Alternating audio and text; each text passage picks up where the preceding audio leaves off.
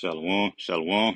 It's the brother Dabia coming at you with another lesson. But before I get started, I want to give all glory, praises, and honors unto Yahweh, Bahashem, Yahweh Shah, Bahashem, Kakadash. Double honors to the apostles, elders of great millstone, who teach and rule well. Peace, salutation to the hopefully elect that scattered abroad, preaching the truth, sincerity. To you, I want to say shalom. So, this gonna be a little vision I had. A dream that I had. You know, but you know. Going into Jacob's trouble or whatever. But it was a pretty weird dream. But the dream started at night while I was watching TV. But the TV show that was playing was something like you would see on Spike TV, like the world's dumbest criminals or the world's wildest police chases or something. It was like a filming of real life situation type thing. And so as I was watching it, I don't know how it started, but this young Jake, like he was in his late 20s or early 30s, he was heavy set, but he was he was causing commotion, you know, um, with some people, that was at a hotel, like a casino or whatever, at the entrance. But the Jake, he was standing a good little distance, like he was up on him, and then he had walked a little distance from him, but he was still talking trash or whatever, but it was snipers on the roof that he didn't know about. So he got shot in the leg, and the person that was filming the event tried to focus on the sniper on the roof, but he couldn't get a clear focus. But I seen like it was one bodily image of a blur that moved. So the camera got focused back on the Jake that got shot in the leg, and he got up. The Jake that got shot in the leg got up and ran to the corner store for a split second and came back out, and that's when he got, shot in the head by the same sniper. So right after he got shot in the head, he turns around and jump over a brick wall like 7 feet or something like that behind the same corner store that he ran out of. you know.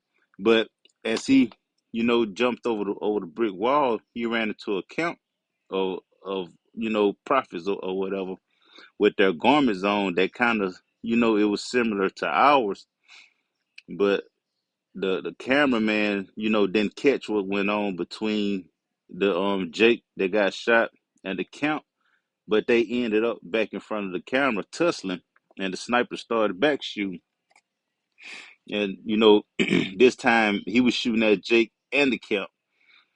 And so Jake dove back over the wall where he came from, and one of the camp members, dove over the wall right behind him.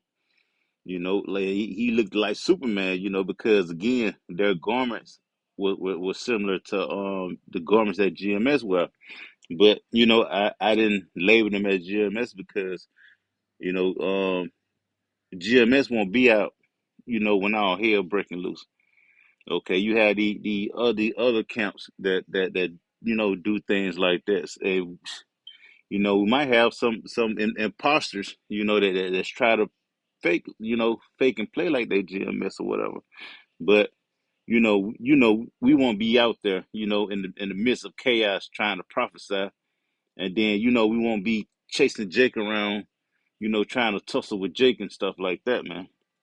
So that's why I say, they were wearing garments similar to ours, but I didn't label them GMS. But so as they dove over the wall, the snipers still shooting, shooting boxes and paper flying up everywhere. So the TV show went to a commercial about how people, falling out and passing out, dying. But the spokesperson of the commercial was like, "Don't believe it. That just a TikTok prank or something like that." But I woke up, or the scene switch. But as the scene switched, or I woke up and went back into another vision. Whatever the case was, the whole time I was watching this TV show. I didn't realize it from a spiritual aspect until I seen, the count. So I'm trying to record it, with my phone to show the brother Lockman, that's in the same campus as me, the second in command, GMS Port City, Mobile. But I was trying to record it with my phone so I could show the brother Lockman the next day, you know, because we was on the phone at this time, but I couldn't call the name of the channel. But as the commercial came on, my phone started lagging and glitching and stuff, and it got all hot and it melted in my hand. So I was like, that's kind of strange. And then I thought about it, like they finna cut the internet, the internet thing. They finna cut social media and all this, man. The cell towers finna go down, and communication and stuff like that. They's gonna cut this, during Jacob's trouble. But so as I was telling the brother Lockman the next day about what happened last night, okay, we still in the dream. This is where the scene switch, or I woke up, or whatever you call it, But I was telling him about last night, but he wasn't paying attention because he was driving. But we pulled up to this hospital like building by the cafeteria and went in. And when we entered, it was like a lobby, but decorated more like a living room, with a kitchen. So these women dressed up, started to sit down and conversate, amongst each other. And one of them turned out to be one of my aunts. She had sat down, by me and tapped me on the shoulder, like, "Hey, what's up? What you doing here?" And you know, as I turned around to see who she was, I turned and I see my mama in the kitchen, fixing alcoholic beverages, so I turned to the brother Lockman. I was like, I was like, I thought you had a doctor's appointment, we both started laughing. So the scene switched again, okay, and when the scene switched again, everybody started leaving or whatever, and all four of us jumped in the same vehicle. By this time it was nighttime, but all four of us jumped in the same vehicle. Me, the brother Lockman, our mama, and our auntie. And our auntie, she was like, "What is that?" And I was, in the back seat, and I looked up, and it was like a brown Apache helicopter, with the spotlight on, doing nose dives, very aggressively. You know, it did it at least three times before, a fighter jet, lifted off the ground with the helicopter, like tucked up under his wing, and it was going up. The sun started rising at the same time. And at that moment, the scene switched again. But it didn't switch, but I knew, it switched because by this time it was just me and the brother Lockerman in the same vehicle. Our mama wasn't in there with us and our auntie wasn't in there with us. So the fighter jet was rising into the sky, with the brown Apache helicopter under his wing. Another brown, Apache helicopter was flying around, circling around us, and it started doing nosedives as well, very aggressively. So at this time, I'm thinking, something going on, or they doing military drills, but it wasn't no gunfire or no rockets or nothing being shot.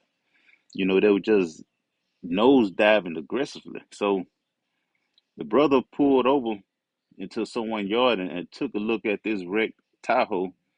He didn't say anything, so he got back in a SUV. He just got out and looked at it, and he got back in his SUV because he was in a Tahoe as well.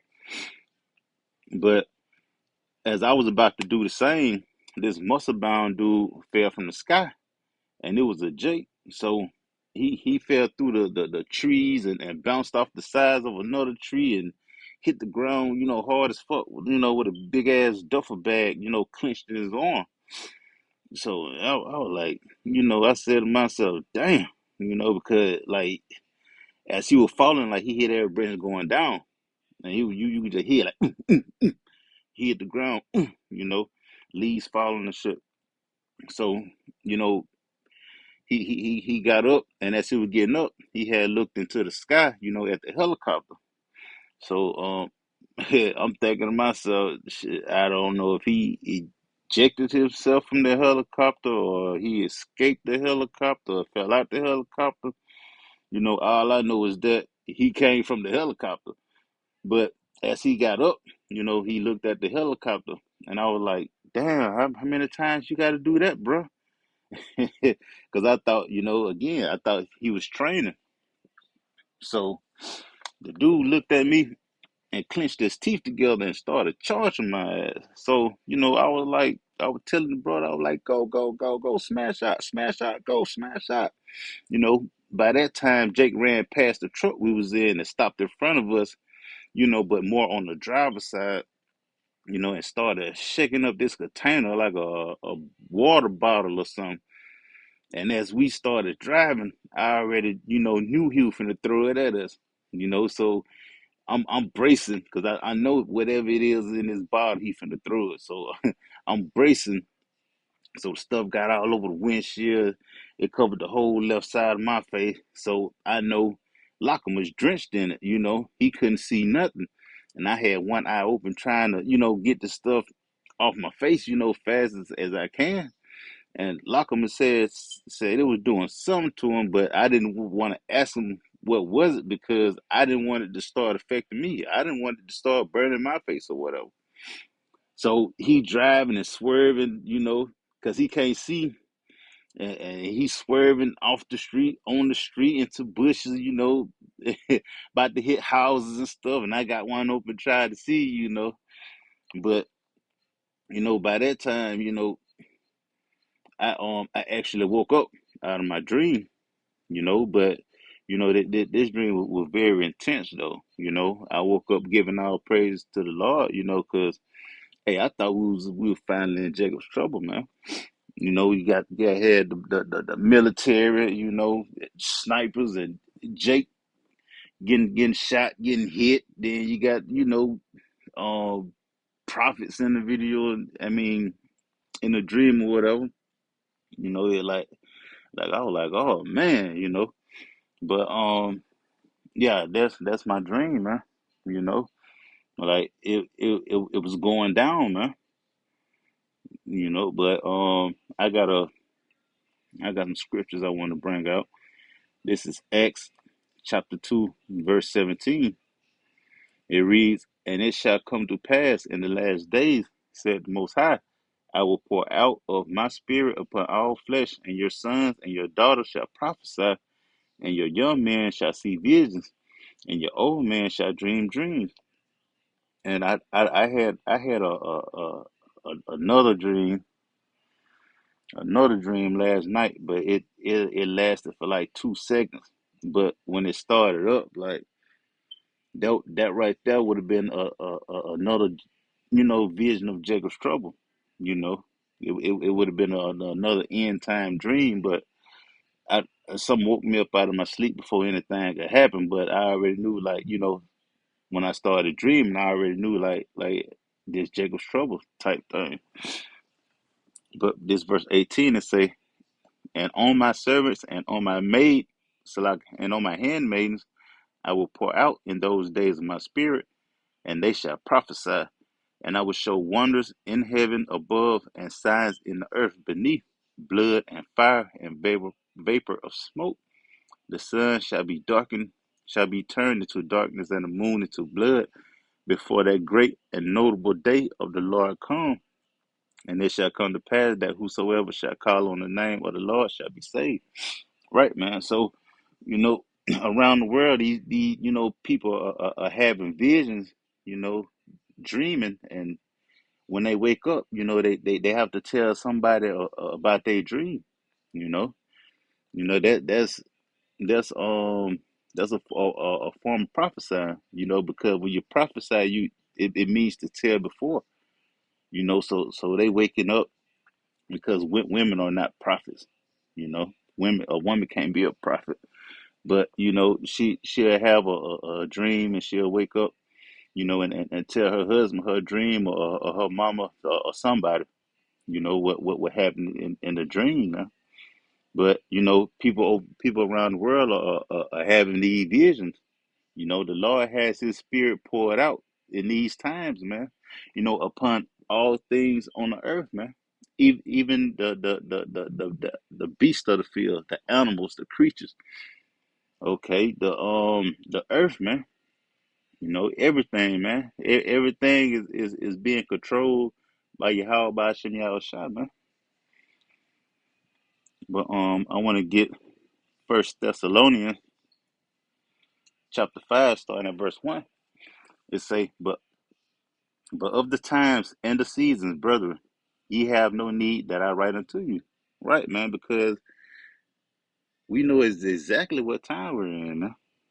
And they're gonna say it, verse 2, it say, for yourselves know perfectly that the day of the Lord so cometh as a thief in the night.